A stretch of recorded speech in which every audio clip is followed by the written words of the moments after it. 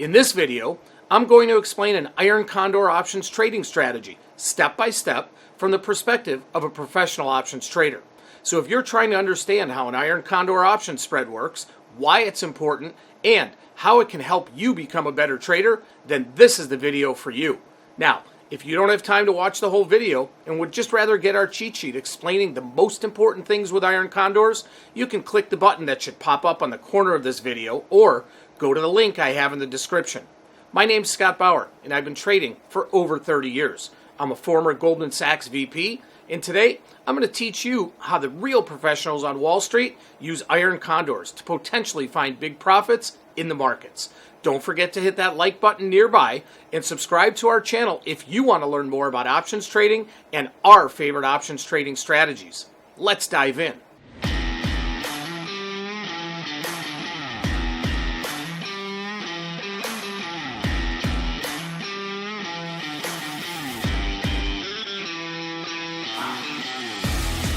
So let's take a look here and let's discuss what is an iron condor.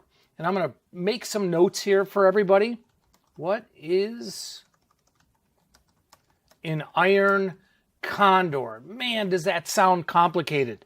But when you break it down, as is the case with almost every type of option strategy, every strategy is really kind of just a subset of another strategy, or maybe a combination of a couple strategies. So an iron condor, it combines a call spread and a put spread. That's all it is. And again, it sounds so, oh my God, I can't do this, but that's really all it is. And typically the way that we trade iron condors, you can buy them or sell them. I will always look to sell an iron condor, which means selling both a call spread and selling a put spread. Now, why would we ever do that? So why would we ever want to sell an iron condor? What would be the optimal situation for that? Well, really, I look at two things, okay? Number one, an iron condor is best when you're looking for a stock to remain range bound. What does range bound mean? Well, trade in a range and think about it. If we're selling a put spread to the downside and selling a call spread to the upside, we don't want either one of those to hit. So we look for the stock to remain in a range. Look for stock to remain in a range. Now, when is the optimal time to do that? Well, the optimal time to do that typically is when volatility, option implied volatility, is expensive. And why is that? Well, when volatility rises, options get more expensive. Premium levels get more expensive. Extrinsic value levels get more expensive. We would rather sell options when they're expensive and not when they're cheap. So, optimal time to sell in IC is when options are expensive or implied vol is expensive. Okay, let's take a look at a firm. Okay, I've got a firm up on the screen here. And without even looking at expected move or option pricing right now, we can see a firm is squarely trading smack dab in the middle of that red line and this blue line, right in between the 50-day and the 200-day moving averages. That could be one of those optimal times where you look at a chart, you look at some analysis, and you say, all right, it's going to take a lot for that stock to break out of one of these two ranges, either this 50-day on the upside or this 200-day on the upside. So I think for a period of time, and we determine what that period of time is, the stock is going to remain in the middle there. Okay, so what are those 2 points? Well, on the upside, the 50-day moving average is trading at around 140. The 200-day moving average on the bottom is trading at 90. And you can see where we're trading right now. The stock is almost smack dab in the middle. okay, almost equidistant between the bottom and the top of the range. That is typically a very good place to sell an iron condor. Now, as with any other type of strategy, you can always choose the length of time to your trade or the expiration. Your expiration could be just a couple days out and use weekly options, or it could be a week out, or 2 weeks out, 4 weeks out, 6 months out. Obviously, the longer you go out in time, the longer the expiration, the greater the amount of premium there's going to be, the more credit you'll be able to collect. But keep in mind, also, the longer you go out in time, that gives the stock a better chance of moving outside of that range. So typically, I like to sell an iron condor with no longer than 2 weeks to expiration. I don't want to keep a trade out there where the possibility of a stock moving outside of a range is big, okay? I want to use technical analysis. We're going to use something called the expected move right now to figure out which strikes are ideal. But again, what is the best predictor of what may happen to a stock tomorrow or the next day? It's what's happened yesterday and just recently in the past. And the longer we go out in time, the more possibility there is of that stock really trading outside of a range. So let's take a look again at a firm here. And we've got 90 to the downside and 140 to the upside. By selling a put spread to the downside with a break even somewhere around 90 and selling a call spread to the upside with a break even of around 140, that's my goal. So I'm going out here to, I've got options out a couple weeks out here. So let's look at what the 95-90 put spread to the downside and the 140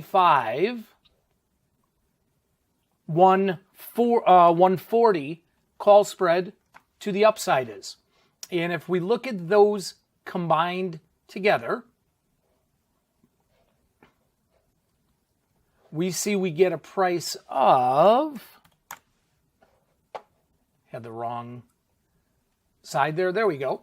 We get a price here of about $1.20. Okay. Now, I can tell you right now, that is not something I would want to sell for $1.20. And why is that? Well, let me bring the white board, the document back in here. Okay.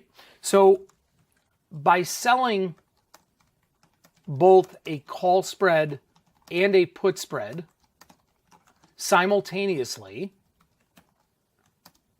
we are collecting premium on both sides. And again, the goal of an iron condor is at expiration for the stock not to be trading outside of one of those short strikes. We want the stock to stay in a range. That doesn't mean we can't remove, take off, close that trade before expiration, but that is the goal. Now, when I sell an iron condor, I look to collect approximately, okay, 50% of the width of the strikes on both sides. So what does that mean? Well, if we go back to what we had set up here, you can see what I have set up here is selling a $5 wide put spread and a $5 wide call spread. The 95-90 put spread to the downside, the 135-140 call spread to the upside. Now, what many people don't understand, okay, is what the maximum value of this iron condor could ever be. Now, think about it. If we sell a put spread, we don't want the stock to go down. If we sell a call spread, we don't want it to go up. Okay? Now, what happens if it does move outside of one of those ranges? What if the stock really tanked here and blew through on the downside both of our put strikes, and let's say went to 75? Or on the opposite side, let's say the stock really rallied, blew up to the upside, went through both strikes to the upside, and went to 150. Okay, so let's get this back here. The maximum value of an iron condor is the width between the strikes. Okay, well, in this example right here, we've got the width between the strikes as $5 on both sides. $5 wide put spread, $5 wide call spread. It cannot be worth $10. Okay, the maximum value is the width between one side of the trade. Now let's think about it. I'm going to put this up here on the whiteboard again. Okay, we are looking at the AFRM 95-90 put spread and the AFRM 135-140 call spread. We want to sell both and ideally sell that for half of what the width on either side is. Ideally, we'd want to sell that for $2.50. Collect half of our maximum value. Now, why is that? Again, if the stock goes to, let's say, 75 at expiration, the put spread will be worth $5, but the call spread will be worth zero. Now, look at the opposite side. If the stock goes to 150 at expiration, the put spread will be worth 0, but the call spread will be worth $5. So you can see by that example right there that the value of an iron condor can never be more than the width of one side of either the put spread or the call spread. So in this case here, maximum value is $5. If I really want to collect half of that up front, I'm looking for a credit of $2.50. So let's go back to the charts right here. And the one that we had just put up here, we could only collect roughly $1.20. Okay, why isn't that good? Okay, why isn't that good? Well, if we only collect $1.20 and the maximum value of this trade is $5, then we are risking, at a worst case scenario, which is how we always want to determine our reward to risk ratio, which we must do on every single trade we make, then we are risking $3.80, right? How do we get that? Well, max value of 5 less the $1.20 we collected equals $3.80 that we can lose or risk. We always need to figure out reward to risk on every single trade we make. Remember, every trade you make has some level of risk to it. The key is to make sure we get paid the appropriate amount for the risk that we are taking. And if we don't, you can't get caught up with that old adage, FOMO, the fear of missing out. Doing this for over 30 years, folks, I have absolutely learned, and it is imperative. I try and teach my students, if you cannot get paid the appropriate amount of reward for the risk you're taking, move on to the next trade. There will always be another trade to make. So if we calculate our reward to risk here, we can only make $1.20 because in an iron condor, as with any credit spread that you trade, the most amount that you could ever make is the amount that you've collected up front. So regardless, I can only make $1.20 here. So my reward to risk is $1.20 divided by 380. Okay, what that really equals is about 0.33 to 1, thereabouts, approximately. That's awful reward to risk. I am taking way too much risk here for my potential reward. Okay, hopefully everybody understands that. Let me graph this out for you here. Okay, if I were to put up my risk chart on this, and we're going to put this out to expiration here.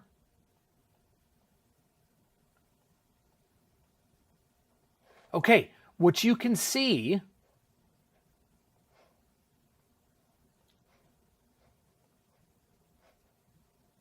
there we go. Sorry about that. What you can see is this big curve, this big bell curve.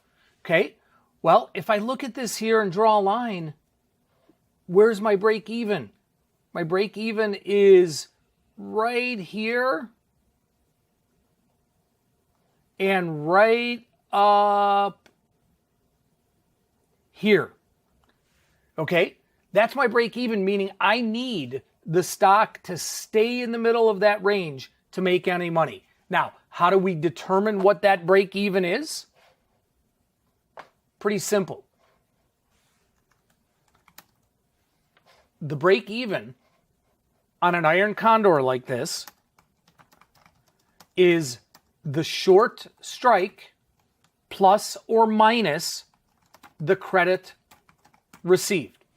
On the downside, remember, on the put spread that we sold the 95-90 put spread.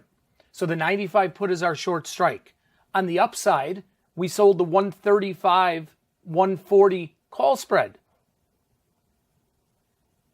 So on the upside, our short strike is what? 135. So we take our short 95 put, short meaning the one that we sold, less our credit of $1.20, our break even to the downside would be 93.80. Anything below 93.80, we start losing money.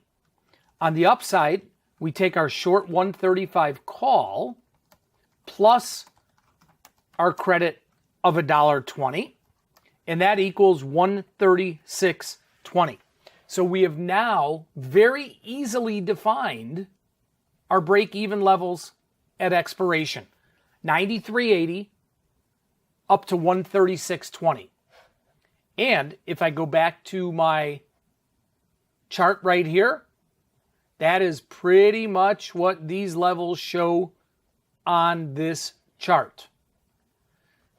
Again, the most I can ever make, and the reason why the top part of this graph here is very limited, the most I could ever make is that credit that I received, or $1.20. Okay, so remember, in an iron condor, just like any other credit spread, the most you can make is $1.20. But when you are calculating your reward to risk, when you're calculating your risk allocation towards that type of spread, you need to consider not the credit that you've received, but actually the maximum risk to your position, which we identified here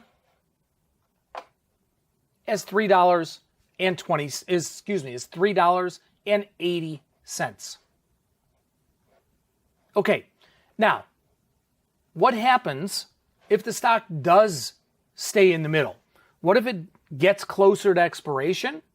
Do we have to let it go all the way to expiration? No, we can always close out the position. You can always close out your call spread. You can always close out your put spread and just take the risk off.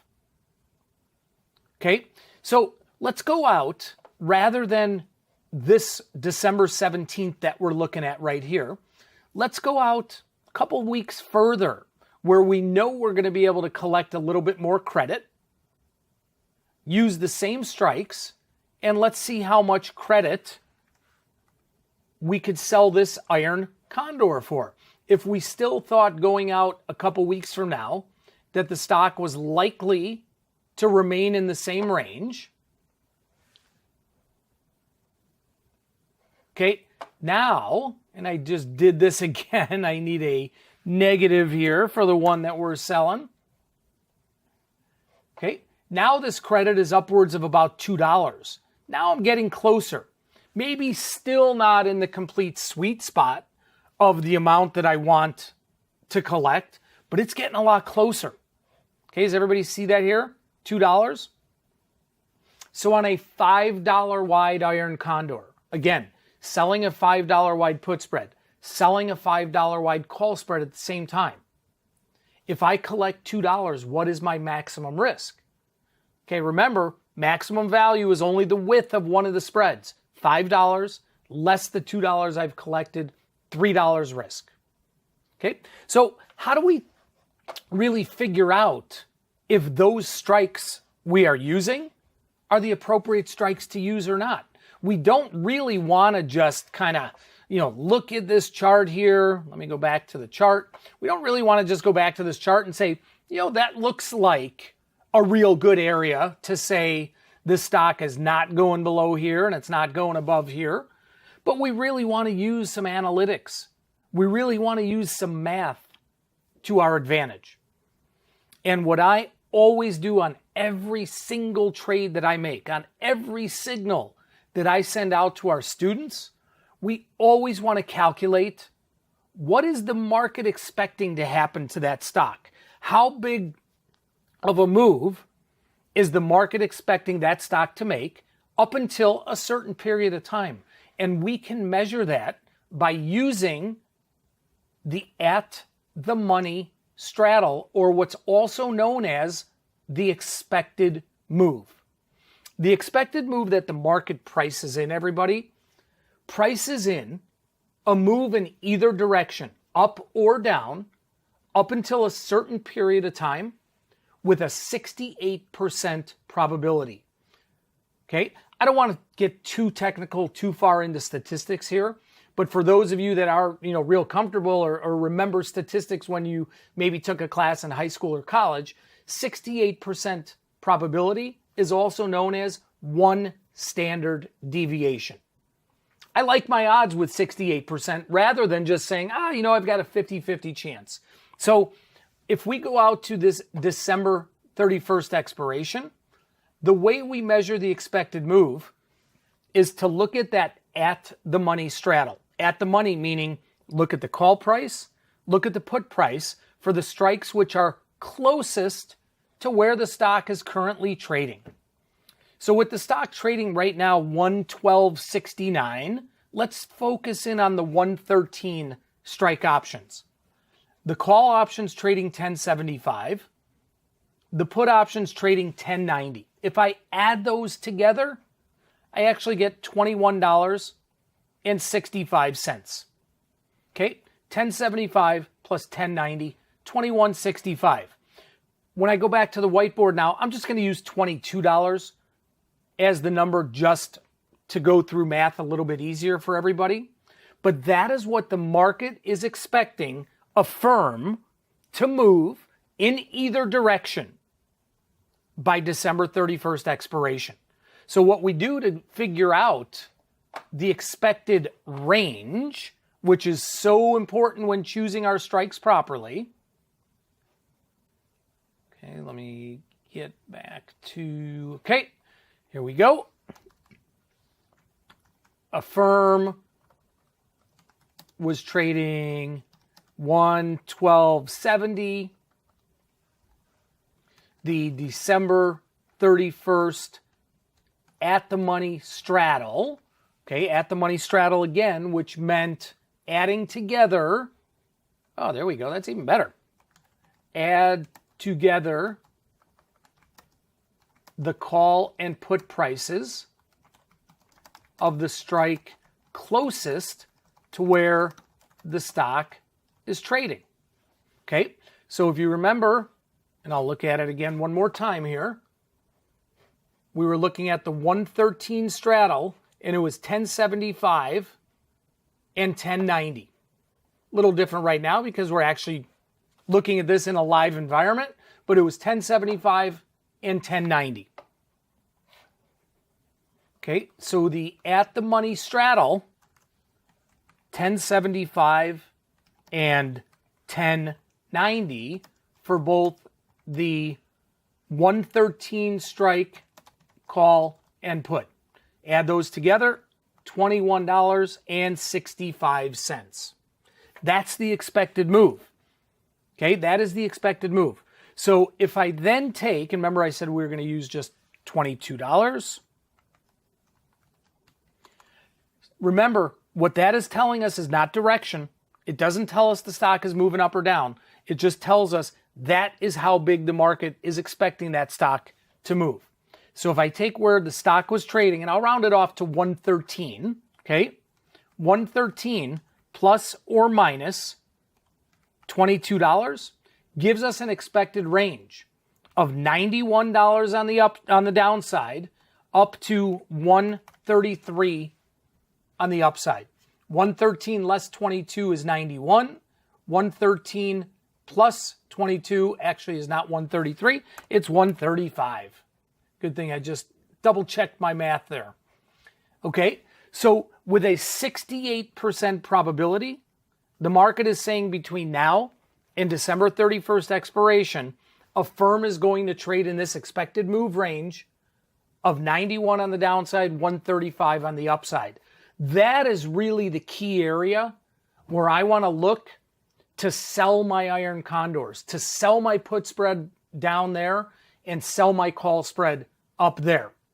So if we go back to our example here, okay, we were looking at our break-even levels, 93.80, 136.20. 93.80, 136.20. Didn't like that, okay? Didn't like that at all. But then when we looked at the new iron condor, when we moved out to the December 31st expiration, we came up with a value of just over $2. Now, if I look at that, now my break-evens really come in a lot closer to the expected move. Okay, so the break-even on the December 31st iron condor, selling it at $2 would be 95 less 2 or 93 on the downside, 135 plus 2 or 137 on the upside. That is really how I determine whether I am receiving enough credit for the risk I have. In this instance right here, we were collecting $2 and risking $3. Okay, do you all remember why we were risking $3? Because again, the maximum value of an iron condor is the width between either the call spread or the put spread, not both. In this instance, both spreads are $5 wide. Even if the stock went to zero, even if the stock went to 1,000, could never be worth more than $5. So in this scenario here, I'm collecting 2, I could lose 3, not good enough for me.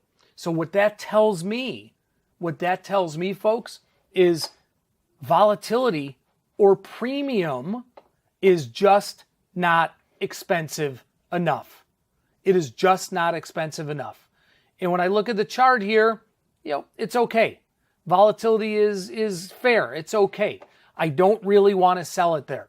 If I could get closer to half of that value of what the spread could be worth, then I'd want to sell it, folks.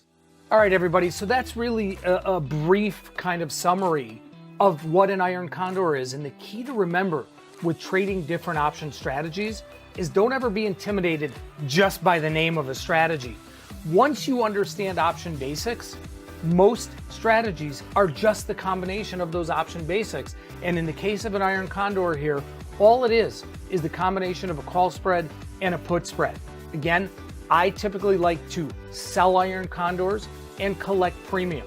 So thanks everybody for watching. Thanks for listening in. Remember to like, comment, and subscribe, and we'll see you again.